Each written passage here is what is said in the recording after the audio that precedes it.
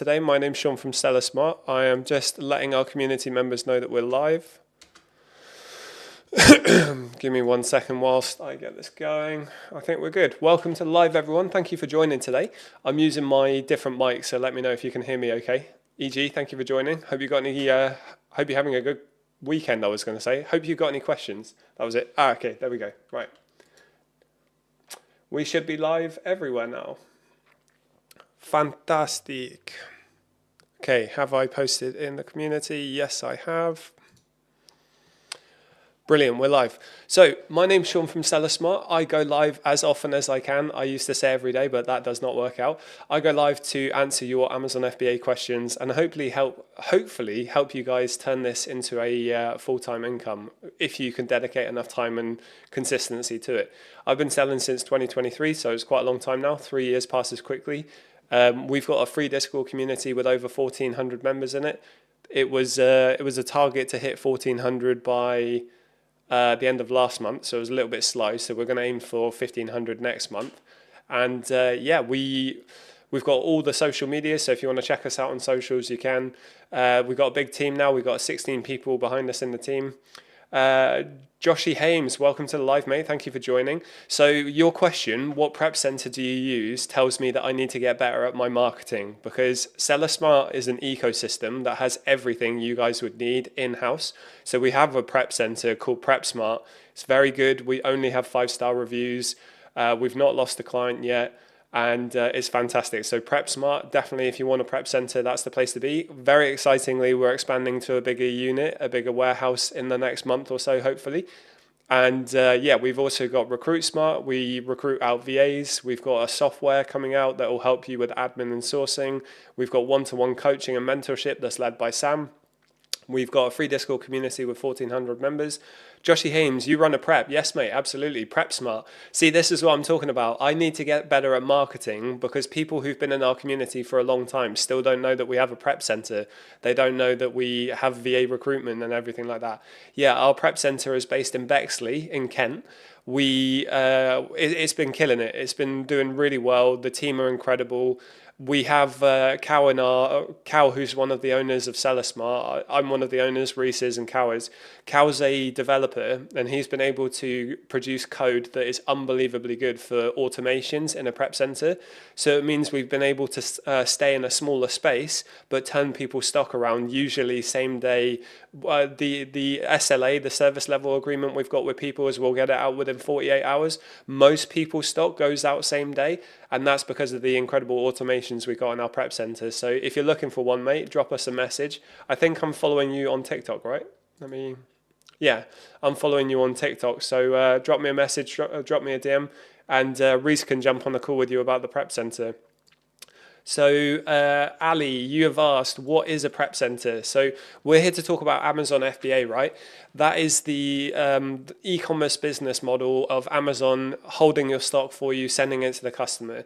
A prep center basically is the go-between where Amazon needs to receive your stock in a certain way. They need to have your custom SKU labels on it. They need to have poly bags sometimes. You need to send it to Amazon via UPS.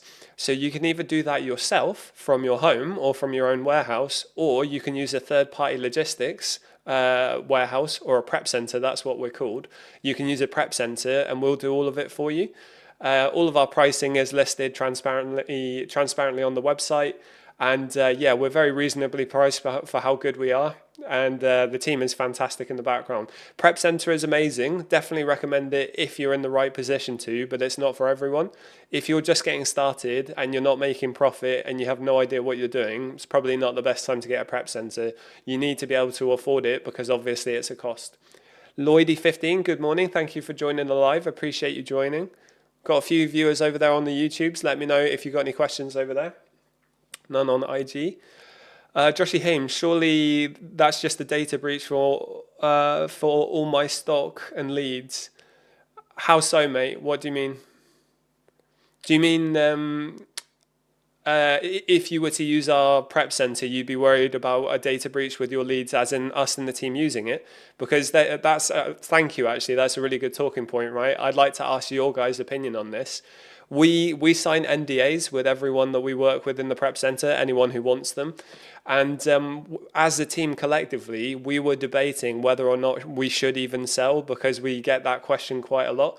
You know, if people are going to sign up to our software or to our prep center, should we be selling because people have a conflict of interest? I haven't been selling actively. I've been selling passively, like replens and everything like that. I haven't been selling for a while just because Seller Smart's, we've been building Seller Smart, we've been busy. But I am going to go back to selling because to me, I'm the face of this business on social media. I have to practice what I preach. Otherwise, I don't really feel like I have any credibility. Cal only buys from Quigita lately, and Reese hasn't been selling for a while whilst he focuses on Recruit Smart. So if anyone's got any concerns about that, we're more than happy to have a chat with you. We'll sign an NDA. We would even be willing to show you our storefronts if it sets your mind at ease. Because obviously, mate, think about it from this perspective, right? Imagine how hard reputation is to build and imagine how easy it is to lose. If we were just poaching our clients' leads, one, that they're on the listing, they would be able to see, and two, it would ruin our reputation. So we're not stupid. We play the long-term game. C7.Jello, ever got a section 3? I got one right now, my friend. I'm still dealing with the section 3 I've got. We have an account recovery expert in our team. He has never lost a case since we started working with him. So if anyone has a section 3 and needs help with account recovery, you absolutely can raise the ticket in our free Discord community and he can help. The only reason I still have a section 3 and I'm still dealing with it is because I've been so busy with Seller Smart, I haven't had the time to dedicate to it until the last week. And then I realized it was chaotic. You know, the section 3 I've got, I bought a product directly from the brand, from an American company, got a section 3. It's absolutely fine. You shouldn't stress about section 3s. You can get rid of them. But the problem is the ASIN that Amazon has told me I need to review is the product I bought, but the brand is a completely different brand. It's a mistake on Amazon's side. And it meant the first 2 attempts I got to appeal it were getting rejected because the information was conflicting, as in what they've asked for and yet what their system says is 2 different things. Luckily, as I say, we've got an account recovery expert. He's taken over it for me just because I'm too busy. He's going to be clearing it sometime this week. I'll post about it all on social media. Anyone who's been in this game for a long time, like genuinely, if you are doing Amazon above board, if you're following the rules and if you practice what we teach, which is don't do anything dodgy, I've not heard of anyone really losing their accounts properly who hasn't gotten support from an account recovery expert if they're struggling. Amazon are not like, they're not just going to ban accounts willy-nilly. You know, you have to break some serious rules in order to get your account banned. So as long as you're following the rules, you know, collecting invoices, buying from legit places, you'll be fine. Well, if the prep is run by sellers, all suppliers and products are on show, how many clients does your prep center got on retainer? Yeah, so it's a fair point, mate. Josh, anyone in this live call, you give me your opinion. Give me your opinion. Do you think myself and the rest of the team should sell if we have a software prep center and everything like that?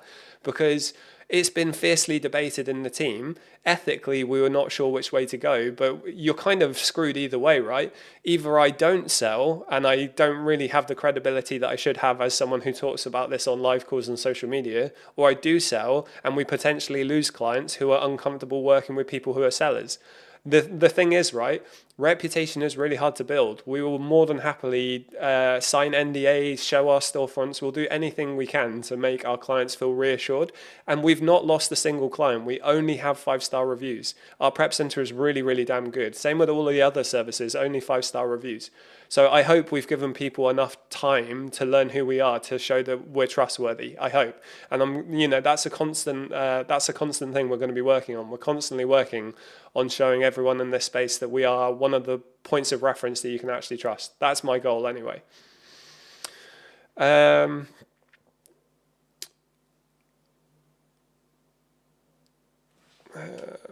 Sorry, give me one sec. Just had a pop up.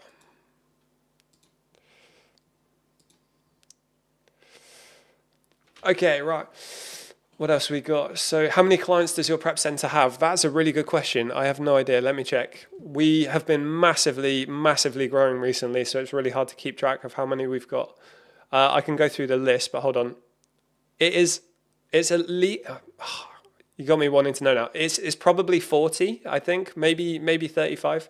2, 4, 6, 8, 10, 12, 14, 16, 18, 22, 4, 6, 8, 9, 30, 1, 2, 3, 4, 5, 6, 7, 8, 9, 40, 40 on the dot. That's cool. I didn't know that. There you go. I'm going to post that on social media that we got 40 clients now. That's really cool. Yeah, we Reese and Cal spent the entire Friday going to warehouse units around Kent, just because we're trying to expand. We need a bigger space. It's very competitive for warehouse space in Bexley, or in Kent, I should say. But yeah, we're expanding because it's been going so well.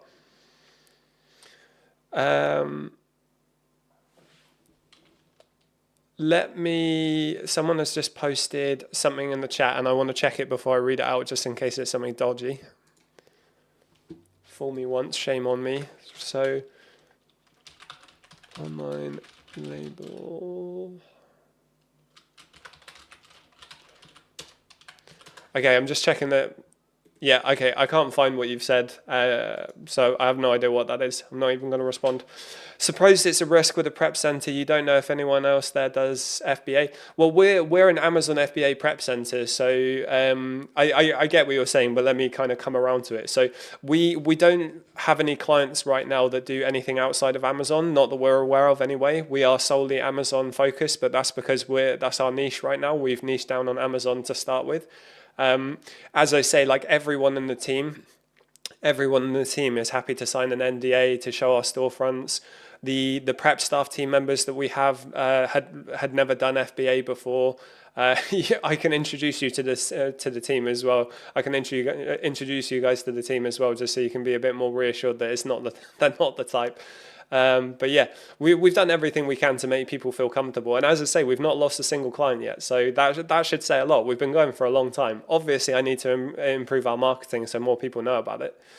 KLDs, what tool or software do you use to report your profit and loss by ASIN and overall? Yeah, so we've developed our own software. So that's what I use. You can sign up to the beta waitlist with that. When it comes to sourcing, I use Keeper and SellerAmp SaaS. When it comes to tracking your profits, until our software is out, then the best ones people choose are Sellerboard or SDK. I've always preferred Sellerboard. Sellerboard can be quite overly conservative with profit analysis, but SDK also has been incredibly wrong with profit reporting to me individually in my store, which was why I stopped using it. When it comes to keeping track of a proper profit and loss for like an accountancy perspective, you need to work with an accountant. You need to use something like Xero, Link My Book, something like that. We recommend a accountancy firm called Smartly with a Z, Smartly. That's run by a guy called Harvey. You don't even need third-party software with that because they have their own software. And yeah, that's who we work with. You can get 50 quid off your first order with them if you sign up and let them know SellerSmart sent you. Very, very good accountancy firm for people who don't like handling the financials. I've learned the importance of being more hands-on with your financials, but in the beginning when I started Amazon, I didn't want to pay attention to the P&L at all. All I wanted to do was learn how to source, learn how to grow the business and everything like that. To each their own, right? Obviously I've got a lot more experience now, so I'm a lot more on the ball with our P&L. Joshy Hames, what's the prep center called? Yeah, it's called Prep Smart. If you're in our free Discord community, there's a section that's called Prep Center. You can just go to that. I can't send links in TikTok or any other social media without it getting filtered out. But yeah, give us a check out if you want to join a prep center. Sorry, I've just seen we've got a question over there on the YouTubes. Absolutely blown away by the course so far, Sean. So much I didn't know. That's awesome. Thank you. That's really cool to see. I'm gonna screenshot that. That's nice. Up to me, Pappy Young Cuck. I've read your name out before and it made me laugh before. That's such a funny name. Okay, let me just Boom. Okay. Why Kent? I thought you were moving to Essex. So our prep centre is based in Kent, in Bexley, and that's because that's where Cal and Ada live. Cal and Ada run the prep centre. We obviously have prep team members as well. We are looking for other places. I'm debating moving to Essex because it's close to the prep centre and close to Reese, close to Cal. We're expanding our unit soon, so it's kind of yet to be decided. I'm actually based in Bristol, and I'm going to be bound here for a couple of years because my partner and I, we pay for her little sister to come to the UK and come to university here. So she studies at Bristol UE, so that means we have to stay in Bristol for a while. But I've not really experienced Bristol as a business city, not really, and I think Essex/London is. If you want to make money, you need to go where the money is.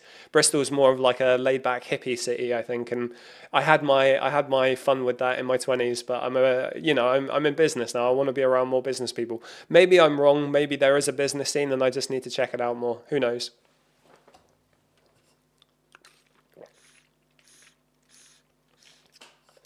Fainted. I see you in here. Thank you for joining. Thank you for coming in. What is it most new sellers, or do you have over 40 to 50% of sellers doing over 3,000 units a month? That's another good question. I don't know. We've got some banging big sellers in there though. We've got loads and loads of sellers. I wouldn't be able to tell you off the top of my head how many people do over 3,000 units, but we get pallet orders all the time. If that's what you're asking. Yeah, we've actually got someone in our prep center who's so happy with us, he's going to recommend some big sellers he knows. So we're probably going to have to hire some more staff when that comes in. Obviously, bigger sellers require a lot of work. But yeah, amazing turnaround time. We've got automations that no one else has. Everything we do is in-house. Everything we do is built by us. We don't,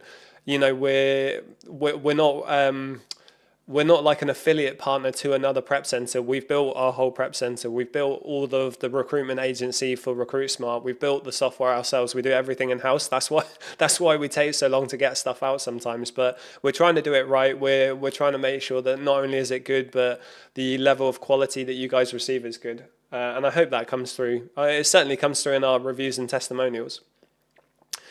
Coach, welcome to live. Thank you for joining. I'll give you a follow. Someone in the team will contact you. Let me know if you've got any questions, mate. Thank you for joining the live. Any other questions so far? User 432519420828. What a catchy name.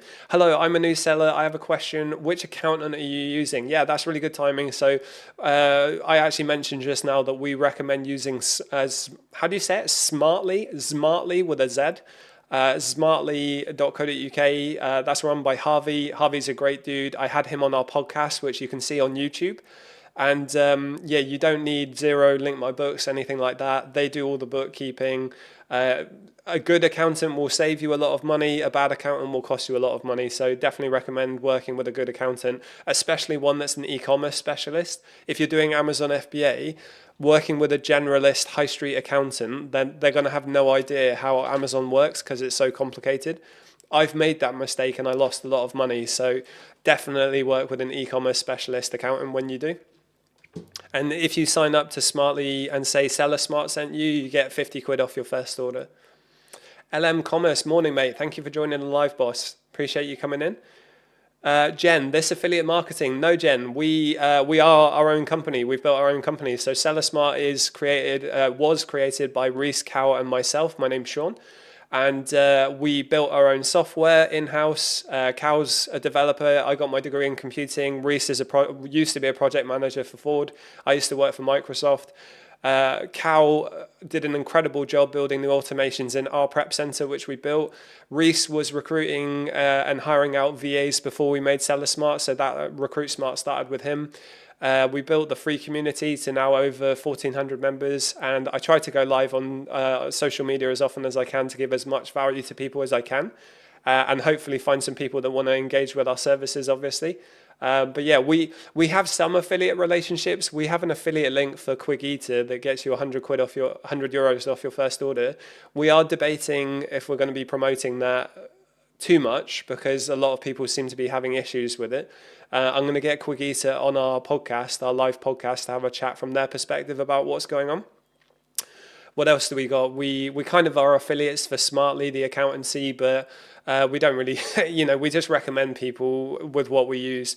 We've got a big enough business that affiliate marketing doesn't really make sense to us anymore. We have to think of our own services. Online trade tactics, that's 100. Thank you very much. User 432, I'm not going to say it again. Smartly, right? Thank you. Is he doing Europe VAT? Yes, Smartly spelled exactly like that. You're gonna have to ask him if he does Europe VAT. You're gonna have to have a chat with him. He'll be able to tell you. I think he says he focuses on UK sellers in the UK, but I did a lot of European Fulfillment Network, so EFN. I do not recommend that. Do not do that if you're based in the UK. I can tell you why if anyone is interested.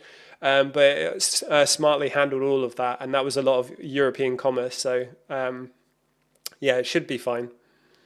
Jen, nice to know. Yeah, thank you for joining, Jen. I think I recognize your name, right? Have you been in this live before? I've just given you a follow. Let me know if you've got any more questions. Why customs? Okay, I see what you're saying. So why we don't recommend doing EFN. So to anyone who doesn't know, when you do Amazon FBA in the UK, you are shipping your products to Amazon's fulfillment centers in the UK, and you're sending it to UK customers. You have something called EFN, European Fulfillment Network, and you have something called Pan EU, and they're both kind of different. Pan EU is where I send my stock to a European fulfillment center, and I send products to the customers from those countries. EFN is where I send stock to European customers from England, from the UK. Sounds incredible. Amazon push it really heavily. They're really aggressive with how much they try and force people to do it. I was making a profit. I was selling more in Europe than I was in the UK for 4 months. I was according to STK, Seller Toolkit, I was making a profit on every sale. 4 months into it, I noticed a discrepancy in my financials. I was trying to figure out what was going on. I looked in the back end and I noticed the fees that were estimated to cost me on EFN, the shipping and everything like that, and the taxes was more than was the estimations in STK, and I was actually losing money per transaction. So instead of making £3 profit per unit, I was losing £1 to £1.50 per unit. I was very mad. I probably should have taken Amazon to small claims court, but I didn't. I just accepted the L and I moved on. I switched off EFN and I never went back to it. And if you actually speak to any other sellers, EFN, right? The UK has completely different compliance laws than France, Germany, Spain, wherever it is you're selling.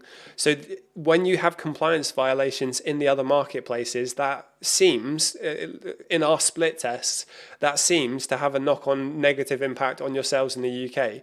So it's so many headaches. If you're using Amazon's own profit calculation settings, it doesn't work. That's what I did. And then if you increase the price too much, you don't get sales, so it doesn't work. So I don't believe in it right now. I think if you were in the EU, if I was in Germany, I would do EFN all day long. I think you'd be crazy not to. But in the UK to the EU, it's very complicated because of Brexit. It's become less complicated. They've obviously had a few years to work on it now, probably 10 years actually. But yeah, it's just unfortunately I lost too much money, lost faith in it, got very annoyed, and it turns out I wasn't the only one. I spoke to quite a few people who had a similar story.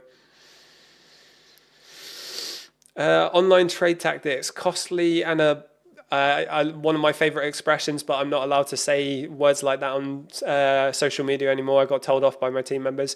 Amazon's slip page and hidden fees are atrocious. Lucid GPSR requirements. Yeah, exactly. That made the hidden fees were just absurd. Like, you can imagine for 4 months where I was selling more in the EU than I was the UK, I was like, good God, this is going to be insanely good because my stock is just burning through it. I'm just going through it so quickly, only to find out I was losing money. It was very, very annoying, very challenging. And I don't think they've fixed it. I don't think they've improved it. So we tell people not to bother. I might split test it again down the line with different settings to try and ensure that I'm definitely making profit. And if it works and if it doesn't cause headaches, I will update my information and I'll tell everyone. But right now it's a nightmare. Sado, what about selling on USA? I do not sell in the US. We're a UK focused company. We've done US A to A before, where we buy stuff from Amazon US and sell it in the UK. I've personally not sold in the US. Um, what would the EFN alternative be in the US? I guess it would be between Mexico, Canada, and the US, right? I'm guessing that would be America's version of it. I don't know if that's a thing though. I've not heard of that. If it is a thing, that would be pretty cool. But yeah, I've not heard of that myself. I don't have any experience in the US, unfortunately. I'm only really comfortable giving advice on stuff that I've directly got experience in. Otherwise, yeah, I don't want to give you bad advice based on guesses. All right, thanks for your transparency. No problem at all. Thank you for joining. I appreciate you joining the live. Let me know if you've got any more questions. I'm going to drop you a follow.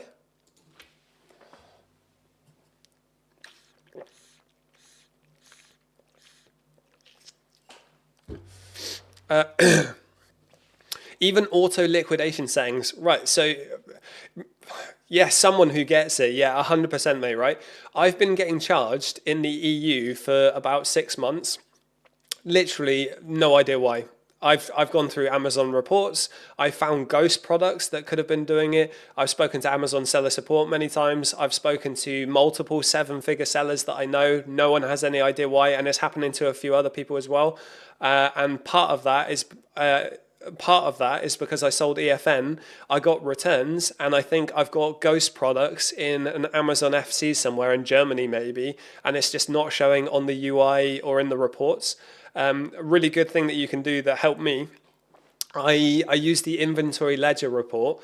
I exported it as a TXT. I put it into Claude or GPT. I put it into GPT at the time, but I now use Claude because I think it's better. And then I asked it to analyze the data and tell me what was going on. That was actually how I found ghost products. You talk to anyone who's working at Amazon, they don't tell you that. So they're happy to charge you and take your money, but they can't tell you why. Again, like hidden fees, right? How is that legal? It's insane to me. And yeah, it's insane to me. I'm going to do what I can to have a point of contact at Amazon and try and figure out some of these issues, but it's proven to be very hard to find a point of contact, and I think it's because arbitrage is quite niche. Arbitrage is quite niche in the in terms of what Amazon is. You know, where Amazon is a niche and arbitrage is a niche within a niche. But it's what we do. You know, we have really good results with it. The people in our mentorship have really good results. Most people that we know doing PL are losing money, and Amazon's made PL way more expensive with PPC. That's why we recommend arbitrage. But yeah, Mexico, USA, Canada. Yeah, I thought that would be the case. That's pretty cool. You can imagine shipping times are going to be pretty long though, right? Because geographically, that is a mad amount of travel time that the products have to do. But I'm just guessing. I guess so is UK to EU maybe not as big. Geography was never my strong suit. I had the same. Their ghost listings caused overselling and ruined our metrics. Yeah, mate, this is what I'm talking about. I'm so glad you said that. I'm so glad I'm not the only one who experienced that. Super, super frustrating because if you look at it at face value, if that worked, that would be incredible. It would be so good. And like Amazon push it so aggressively, and I think they push it so aggressively because they know they make so much money from it. And it's that whole like your margin is my opportunity thing, isn't it? Amazon are just constantly trying to take as much of your margin as possible. And unfortunately, you're in their playground. You have to just play by their rules. But you get the highest consumer sales velocity of any platform out there. So it's worth it. It's worth the headaches, but it is a challenge. And sometimes you have to learn just by making mistakes, which is why I tell people on social media, you are going to make mistakes and that's okay. What's a ghost product? Yeah, Sado. So I sold the product through EFN. The product was shipped from the UK to a customer in Germany. That customer returned the product and it went to a German fulfillment center. A ghost product is where that product does not show on Amazon anywhere. You can go to Amazon Germany, you can go into your listings, and I deleted all of my listings. I had no listings. I had no stranded inventory. I used Amazon's AI and I said, what products do I have that are costing me money because I was getting. This is the thing, right? You're getting charged storage for it being in Amazon's FC, but Amazon are not telling you that they have it. So to you, you're missing a product. You have no idea where it's coming from, and you're getting charged for storage, and it's not showing in the UI, the user interface. A ghost product is where a product exists, you're getting charged for it, but you can't find it. And the way you find it is with you go through an inventory ledger report in the marketplace. So for me, it was Germany. You export it as a TXT and then you put it into an LLM, large language model like Claude or ChatGPT, and ask it to analyze the data and tell you what product is hidden. That's how I found it. But then even fixing those problems, I'm still getting charged in European marketplaces. I have no idea why. They're all switched off. I can't seem to figure it out. It's very frustrating. It's not just happening to me. As soon as I find out what's going on, I'll put it all over social media to let people know. But yeah, very frustrating. But it is what it is. I remain positive, even though it's challenging. Changing stats from FBA to FBM and back resets stock figure. Interesting. Okay. The problem is though, I have no listings. Like I literally have no idea what the product is because when I put a pause on selling, I sold through all my stock and I deleted every listing from every marketplace, including the UK, just so I could start fresh. I continued to sell replens and things like that afterwards, but I cleared everything and I still couldn't find it. So wouldn't be able to flip anything from FBM to FBA because there was nothing. Thank you for joining. Oh, mate, I wasn't. Yes, it is Mexico, Canada, USA. Okay, cool. So I'm live on multiple places. I just realized I got a question somewhere else. Let me know if you guys have any more questions. I'm going to bring up my trusty list of talking points. I had a shipment that was never went live, and they said it's not legible for refund. It doesn't show as stranded either. I had a shipment that never went live, and they said it wasn't eligible for refund. It doesn't show as stranded either. Did you ever get your stock back on that? That's a weird one. That's kind of like stranded inventory for me was only like 1 or 2 units here or there. It wasn't an entire shipment. That's pretty interesting. Let me know if you got that back. Never got anything back. That is mad. Okay, you definitely need to do the inventory ledger report. You definitely need to raise a case with Amazon. Depending on the stock value of the shipment, honestly, sometimes you have to do small claims court if you have enough evidence. So I had to take Amazon to small claims court. When I say take them to small claims court, I opened a small claims court claim and then I won it straight away. We didn't even... Oh, Matt. Oh, it is working. No. Is it working? Okay, it is working. Yeah, I never actually went to court, but I had tracking numbers, I had invoices, I had a very I don't want to say publicly on social media actually. It was a dubious situation, right? There was a lot of allegations of what was going on at the time, right? I got refunded all my money, rightly so, I should have, because they lost my stock. And Amazon, like 6 months later, took the money back out of my account and said there was no evidence that they even had the stock. So I had to raise a small claims court and I ended up winning my money back straight away. Sometimes you have to do that, but it depends on the value of the stock. If it's a low amount of value, it's not worth it. And you do have to think about rocking the boat. Amazon has a history of being quite... they're gangsters a lot of the time, you know. You're playing on their playground, so you don't want to bite the hand that feeds you. But for me, it was a principle thing. They took a lot of money out of my account 6 months after, and I was battling that issue for 3 months before I got my money back. So I was just so frustrated at the time. We had old FBA listings that were zero stock, but selling through. There was an API push for the stock management system, and the Amazon were recognizing. Okay, so you were selling online trade tactics. Were you selling stock that you didn't actually have units of? Is that what you mean? That must be mad. Could they be charging me? Sado, if you look through your, is it transactions report? I think if you look through your transactions report, you'll be able to see if they're charging you for that. Just go through it with a fine-tooth comb. That's the way to find out. Do you know a seller in Canada? I do not. Well, actually, online trade tactics. I was a seller in Canada. Yeah, I don't. I've never done Canada. I don't even know much about the Canadian market, to be honest. I know the US is the biggest. Germany is the second biggest because it acts as a hub for the rest of the EU, and then the UK is the third biggest in the world. Obviously, they're opening up marketplaces and other places that will probably grow quite a lot. But yeah, I've not heard much about Canada. I don't know where it sits on the rankings.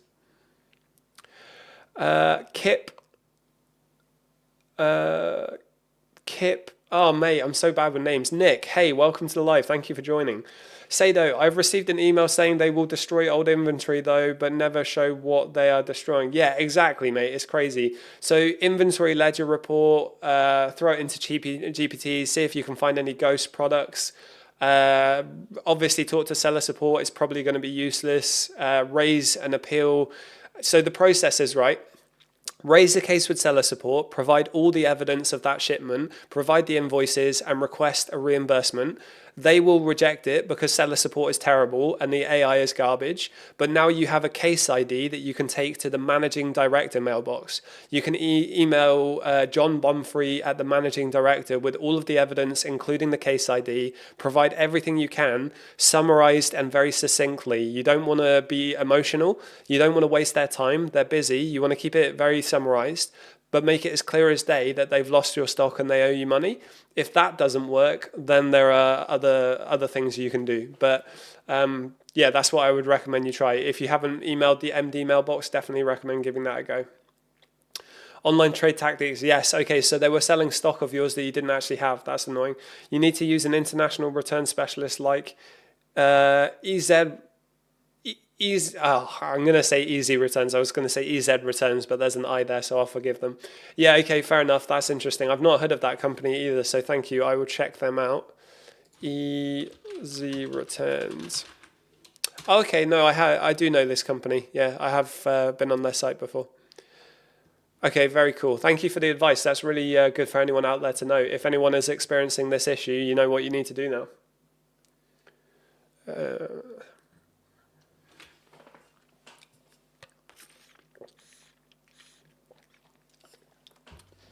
All right, let's go to my trusty talking points. By the way, guys, I do these lives all the time. I never plan anything. I just come in and answer questions as they come up. I think I will start to do lesson planning and talk about certain topics and everything like that. But the thing is, a lot of the topics I cover would involve live sourcing and things like that. I'm more than happy to do that when our software is out, but I don't particularly want to do that before that point. I don't want to do that before that point. But if you have lessons or topics that you want me to talk about, anything that you'd like to know and you haven't quite figured out, please do let me know. I will be transparent. If I don't know the answer, I will tell you that, and I will do some research to figure it out. Okay, so list of talking points. Why do most sellers run out of money? That is a really common question that we get all the time. And it's not phrased that way. It's not why do sellers run out of money. It's people get shocked by cash flow. Cash flow is one of the most challenging things in a business to manage, not just Amazon, but a business in general. So people run out of cash because I think a lot of people who are new into this get caught off guard by DD+7 and disbursement delays. So your funds are not going to be released until the delivery date plus 7 days. You're going to, say from the point of sale, there might be a 2-week delay before you can get funds. Then it takes 3 to 5 business days before the disbursement actually comes out into your account. So that's why we recommend dispersing your money every day, get to a point where you're getting funds out quickly, and you do get to a point where your operational cash flow, what's the word? It's flowing a bit more than if you were to trigger every week. Obviously, everyone is different. We just like to recommend to go day by day. You can work with your accountant on how to build a cash flow system. We have lessons on it in our mentorship and in our course. Cash flow is one of the most challenging parts, so if you are struggling with it, you are not alone, don't worry. But there is a lot you can do about it, and it's planning ahead for your disbursements, hitting spend targets, making sure that you spend your cash flow on cost of goods by the dates that you say you're going to do. So say you need to spend 10 grand by the 10th of the month and it's the first, that means you need to spend £1,000 a day on stock to hit your target. Obviously, if you can spend 10 grand on the first, that's even better because it gives you more time to focus on other things. But cash flow management is challenging. There is a lot you can do about it though. Jack, it actually works out that the disbursements on average 60% to 63% of monthly sales. It actually works out that the disbursements are on average 60 to 63% of monthly sales. Do you mean of the revenue figures calculated, Jack? Also, welcome to live, by the way. Thank you. I didn't see you join. Thank you for coming. I've given you a follow, mate. Thank you for jumping in. I'm interested if you mean 60 to 63% of the reported revenue. I guess that's dependent on what you're selling though, right? Because all the fees are going to be dependent on what you're selling. Okay, so another one, credit cards. Should you use a credit card when doing Amazon FBA? This is a very common thing. A lot of people can get stuck in hot water doing this because they over leverage with credit card debt and they do what's called a credit card float, where you end up paying back the interest on a card but not closing the balance. So credit cards in Amazon and any business model is like without a doubt a smart move if you're sensible and you can trust yourself with having access to credit that you don't actually have in cash, because you get cash back, you get rewards, you get bonuses through credit cards, you get security with credit cards. When you make a transaction with a credit card, it's very secure. The thing is, in the beginning, when you're figuring out the strategy, you don't want to be getting in debt to do this. You need to do it with liquid cash flow. So if you use a credit card, make sure you're only spending the amount that you have in cash so you can pay it off in full. If you pay it off in full, you'll build your credit, you'll build your trustworthiness. And then as your strategy improves and develops, if you then later on want to decide to leverage debt, then you can, but we don't recommend people doing that until they figured out their strategy. Obviously, you guys are all grown up, so you can make your own choices, but that's just in our experience what we would recommend you do. Definitely utilize the rewards and cashback. The reward system in our mentorship is one of the best parts of it. We developed this system, this strategy, and no one else talks about it because we developed it. And genuinely, you can make 1 to 2K a month passive cashback from credit card rewards. Sam takes his whole family traveling 5 to 10 times a year and he never buys flights. And it's obviously that's dependent on how much you're spending on stock, but it can be very, very profitable if you know how to do it well. So definitely something to look into. Jack May, are you still in the live? I'm interested to know by your comment. 60 to 63%. Are you using any bots, algos to manage advertising on Amazon? So we don't do much advertising. Advertising PPC is for private label mostly. We do a little bit of advertising for arbitrage, but we don't. We have software and bots, not really bots, but we have software for sourcing and admin, and that's the software that we've developed. But the niche is very much arbitrage rather than PL. Jack's still here. So yeah, Jack, can you clarify? When you say 60 to 63% of monthly sales, do you mean your disbursement on average is about 60 to 63% of the revenue that comes in on, whatever it is, SDK, Seller Board, Amazon Seller Central? Is that what you mean?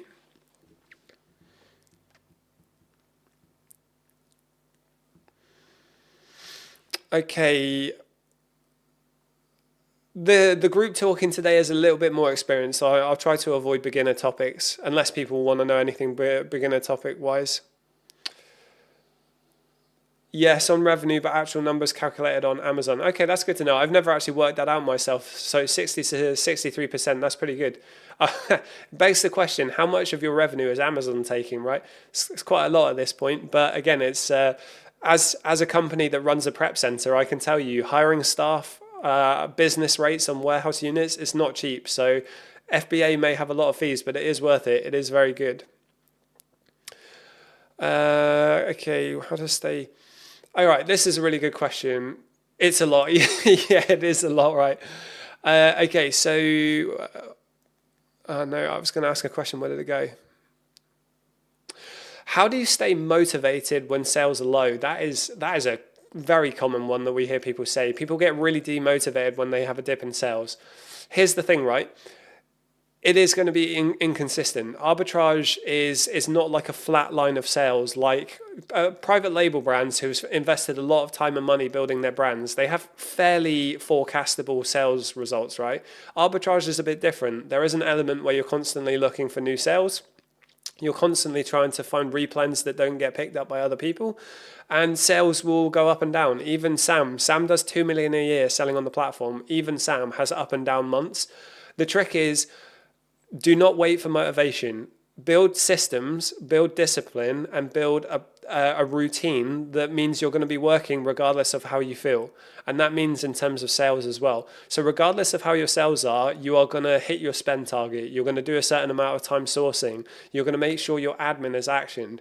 If you are consistent, the sales will keep growing and growing and growing. As long as you're learning from your mistakes, learning from your wins, and as long as you're putting time into the business model to make sure that you're always improving, your sales will grow. You will not pay attention to the dips if you're looking long term. If I have a 5-year mindset or a 1-year mindset, I'm not going to pay attention to the day-to-day dips in sales. And unfortunately for a lot of us, and I include me in the beginning, that means checking my sales every 5 minutes is not productive. You know, you can do your pricing 1 to 2 times a day if you want to, especially even if you're using a repricer, and then you can let the rest be God's work, Amazon's work. Focus on what you can do to improve your systems, grow and scale. Being obsessed with the sales, I understand it. It's a dopamine hit. It is addictive, and paying attention to it on a day-by-day basis in a way does help your overall monthly, but you can't be obsessed with it. There's going to be dips. Sometimes people don't have money. You need to wait until payday. Sometimes it's February and everyone spent all their money over Christmas. It's just natural, and it's part of e-commerce. It's part of how the economy works. So just get used to it. Be disciplined, have a system, and make sure that you are doing it regardless of how you feel. Jack, thank you for sharing the live. I appreciate you. Interesting question to everyone still in here. Jack, Fainted, Richard, how do you guys stay motivated when you're not feeling it? Is there anything that you do to trick yourself? One thing, like outside of the Amazon space, if I'm really tired on a day and I just can't be bothered, cold shower, boom, resets me straight back to being in like a productive headspace. Okay, actually, this isn't a question from my talking points. This is something that someone was sending me messages about ASINs they were finding on Discord. I was trying to be as helpful as I can. I have to be careful, can't help too often because we're getting busier lately. But this one person has been asking me questions about this ASIN for a couple of weeks now, and I was saying, you're spending way too much time on one product.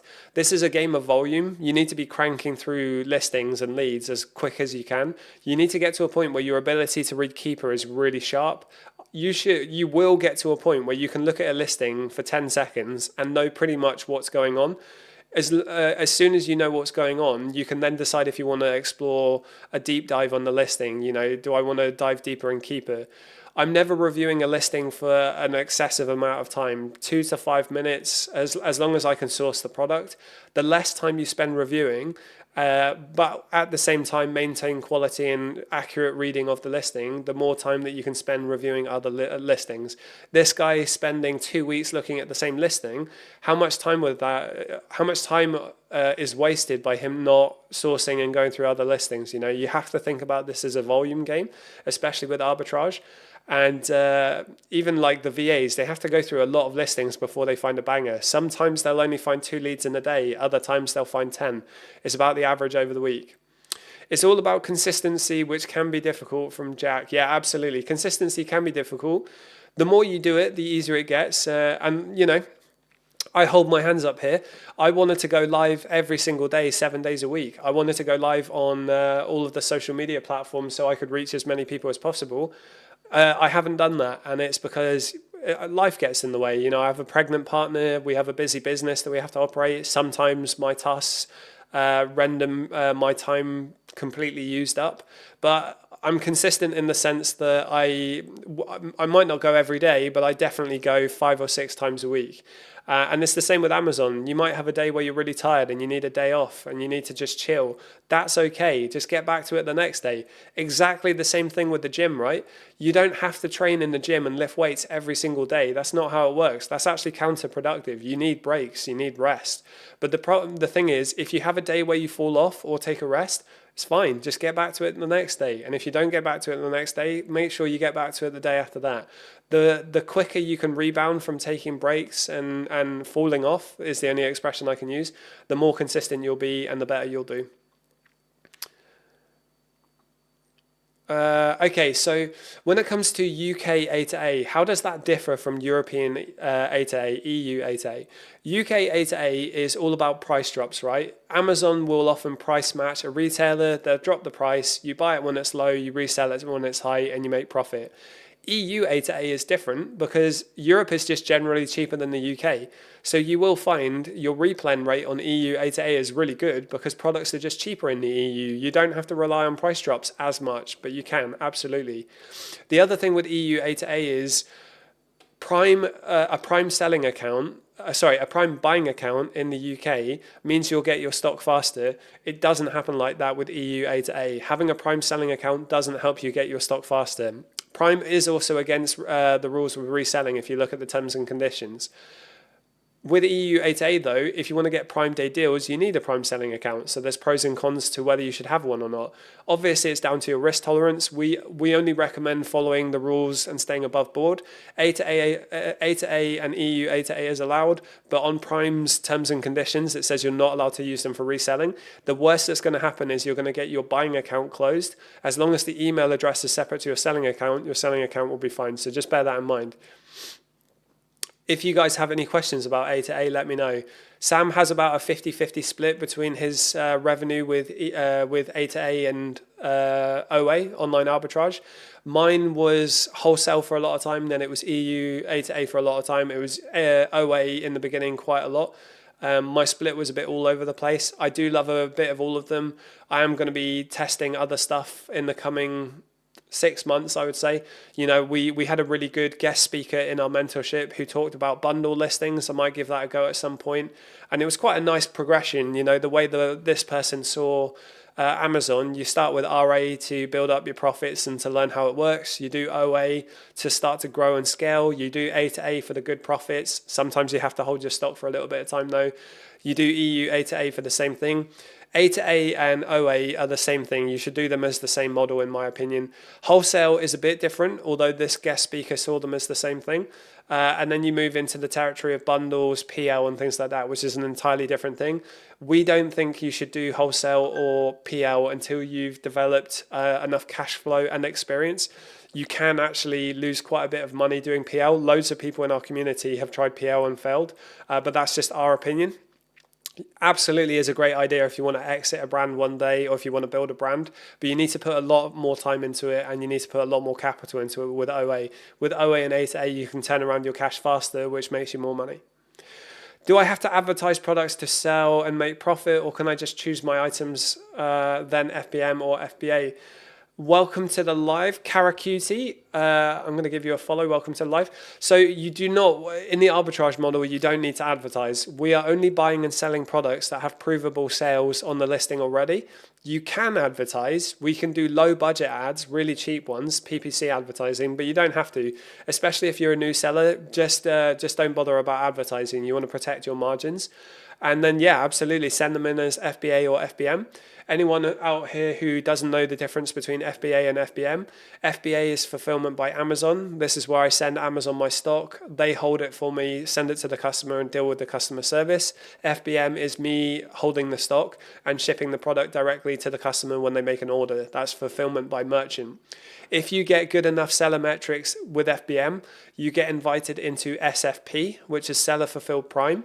That's where you can do FBM sales whilst you have the Prime badge on Amazon. So it can be really good. I like FBM. I like it a lot myself. Sam doesn't do it too much. But with A to A listings where I want to sell out the stock quickly before other people jump on, I like doing a bit of FBM because you can sell out before people even send their stock in. Does Amazon work like eBay in that you have a seller rating? Richard English, welcome to the live. Yeah, it does. So eBay's seller metrics are a bit different to Amazon's.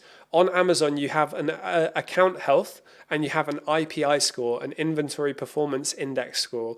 So your account health, typically every 200 units of sales will get you 4 account health. With arbitrage sellers, your IPI and your account health is a bit lower than someone who's very, very consistent long term with wholesale and PL, and that's just by nature of time and consistency with units of sales. With your IPI score, that is affected by 4 metrics. Only 3 of them show in a lot of people's accounts though, which is really interesting. The 4th one only appears at a certain point. So your IPI score is your in-stock inventory. Amazon wants to see that you're keeping in stock. If you're out of stock, they don't like that. They want to have inventory available for their customers. Your sell-through rate, anything above a 2 is good. You want to sell through your stock quickly, and you don't want to be racking up storage costs at Amazon FBA fulfillment centers. You've got your, what is it? You've got your in-stock rate, your sell-through rate. Hold on, let me bring it up on my side. I can't remember what the other 2 are. It's been a while since I looked at them.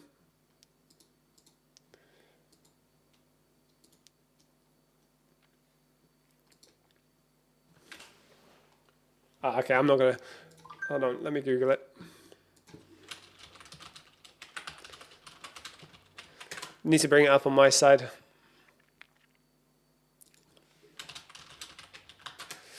What else we got? So, Karakuti, welcome, thank you. Yeah, no problem at all. Okay, so you got your FBA sell-through rate, your excess inventory percentage, of course. So when you have too much inventory and it stays in Amazon's fulfillment centers for too long, they don't like that. That's designated as excess inventory. It costs you money in storage, and Amazon don't like that. So you need to keep your excess inventory low. You want to keep your sell-through rate above a 2. Amazon don't like you selling through too fast because they want you to have stock in. But you as a seller, obviously, if you can sell through all of your stock in a single day, it's going to be amazing for you, right? You've got your stranded inventory percentage. That is the stock that you have at Amazon's fulfillment center that is not associated to a listing. So you might have deleted a listing and then you had a return and your stock goes stranded. You want to action that as quickly as you can. And then you've got your FBA in-stock rate, which I talked about earlier. eBay is a little bit different. Obviously, you've got defects. You've got seller defects. So if I cancel an order because I'm out of stock or it's damaged, that's a defect. You got different metrics on eBay. They do work one and the same. The more defects you have on eBay, the less your listings are visible. Same thing on Amazon. The only difference is it's not that the listing isn't visible, it's that your time in the buy box is reduced. That's where the difference is. I like eBay. I really wish Amazon had the seller support that eBay does, but eBay doesn't even come close to Amazon's sales velocity. That's why the 2 are so different. eBay is fantastic. Amazon is better. Amazon is just better because of sales velocity. eBay is a very different thing. So if you are just starting, I made the mistake of trying to learn everything all at the same time, eBay, Amazon, dropshipping and everything like that. I now have a really good working knowledge of eBay and Amazon, but I would have done far better at Amazon if I only focused on Amazon until I figured it out and made it work and then learned everything else. But having said that, eBay is a really good place to sell your Amazon returns when they are deemed unsellable by Amazon. So is Vinted, which is an entirely different thing in itself. So yeah, we utilize eBay to do multi-channel fulfillment. You can list your Amazon inventory on eBay through something like Joe Lister. That can be really good. But again, you have to learn 2 different things. So it's just up to you whether you want to do that. Up to me, Pappy Young Cucks. So should you not use your Business Prime account that is linked to your seller account for A to A? Sorry, I just realized you sent that out a while ago. Absolutely not. Do not don't ever buy Amazon to Amazon leads with the same account that's linked to your seller account. The reason for that is Amazon has automatic systems that close buying accounts all the time. Happens all the time. You can almost always get them back by calling Amazon and talking to them. But the problem is if the buying account email address is the same as the seller account and your buying account gets closed, your seller account is going to get closed as well. And it's really hard to recover that. You can recover it, and we have an account recovery expert who can help, but it will be expensive and it's really hard to do it. So say your seller account is, I don't know, I'm going to choose someone at random, richardenglish@richard.com. My seller account is going to be that. My buying account needs to be a completely separate email address. It needs to be different. It's not complicated. People overcomplicate it. Just use 2 different email addresses. With A to A, in the UK, you can have one business buying account. you can have 3 personal buying accounts, and it's the same for the EU, and you can use your EU buying accounts in the UK and vice versa. If you have more personal buying accounts, Amazon typically start to cancel orders, so that's why we recommend 3. And a trick that's really important, you need to make sure that the buying account, the name on the buying account matches the name on the bank card you use on the buying account. Otherwise, that can trigger automatic closes of the account and cancel orders. So that's a trick. You can have virtual cards, you can have different names. You can even use the same name if you want. I have my partner, myself, and her sister. We all have buying accounts. We all have virtual credit cards that go to the same account. And whenever we make purchases, we make sure that the name of the purchase is matching the name on the account. Really good way to get around that. There's loads of different systems that you can have for EU A to A and A to A. We teach all of it in our mentorship and in our paid course, if you're interested in that. If anyone wants to work with us in a one-to-one fashion, we have a 50K guarantee. And we only have 5-star reviews. Really, really fantastic service if anyone is interested. Been going for an hour now. Okay, I can hear that my fiance's just woken up, so I'm going to call it a day. If anyone wants to sign up to a prep center, hire a VA, if you want to sign up to our software on the wait list, if you want to work one-to-one with us in our mentorship is insanely good. I want to tell you guys more about it. Richard English, what's the 50K guarantee? Yes, so if you want to work with us on a one-to-one basis, so working in our mentorship, you get access to a private Discord community. It's incredible. We will work with you for a minimum of 6 months, and we will work with you until you hit at least 50,000 revenue or double your revenue as an existing seller. We really wanted to make it as risk-free for our customers, our clients, our members as possible. So that guarantee is there to guarantee that we'll work with you until you hit that number. And it's a minimum of 6 months now. It used to be 3, we decided to extend it. So it's 3 months one-to-one, and it's 3 months in the group. You get a one-to-one chat channel with Sam, who's the head coach. You can ask as many questions as you like. You get calls with Sam. You get group calls that are recorded, and you get access to every single historically recorded call. Mad valuable. Really, really valuable. We have an ungating channel, which has been helping people get ungated if they're brand new. And only 5-star results. We actually haven't updated our website and everything with the amount of testimonials we have, but we actually have 100 reviews now from people, which has been fantastic. Jack D Amazon, thank you for joining, mate. Thank you. Yeah, we've worked really hard on it. We've been going for a long time. It's everything in Seller Smart has been growing really quickly recently. The mentorship is something we're really like. We really want to make sure we do a good job. And it's because so many people in our mentorship have paid quite a lot of money to work with other mentors that have screwed them over.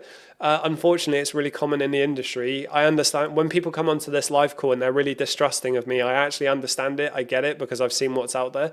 But the biggest bit of feedback we get all the time is that our mentorship blows everyone else's out of the water by far.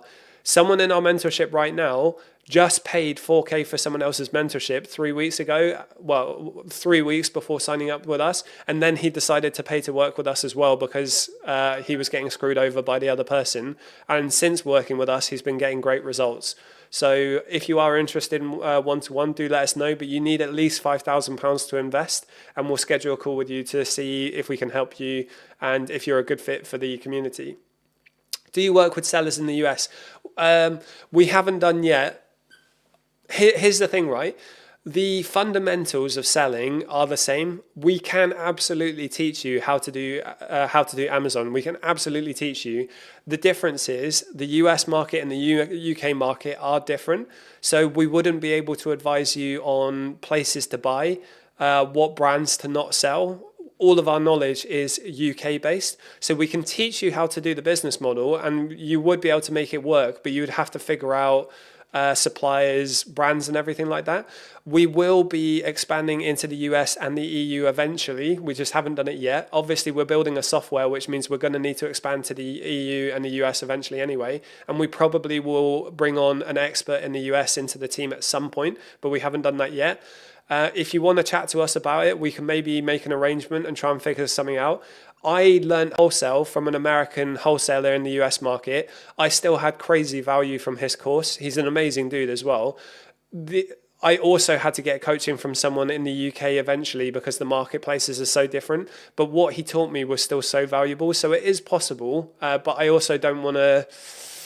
I don't want to. We're much more comfortable with the UK because we know it. It's our speciality. It's our expertise. But we're more than happy to have a chat if you want to discuss it. Jack, you got the capital. You will DM. Yeah, absolutely, mate. Jack, mate, I've clicked follow you back like 3 times and I swear it's not working. I don't know why. But yeah, absolutely give us a message. Anyone who's interested, by the way, we have a document that shows all of our reviews and testimonials and video testimonials. Just let us know. We can send it to you and we can have a chat about custom offers and everything like that. Yeah, guys, I am going to bounce because my missus is awake. Mark, I can see you just joined. Welcome to the live. Have a good weekend. I will be online tomorrow and I will see you guys then. Thank you for joining.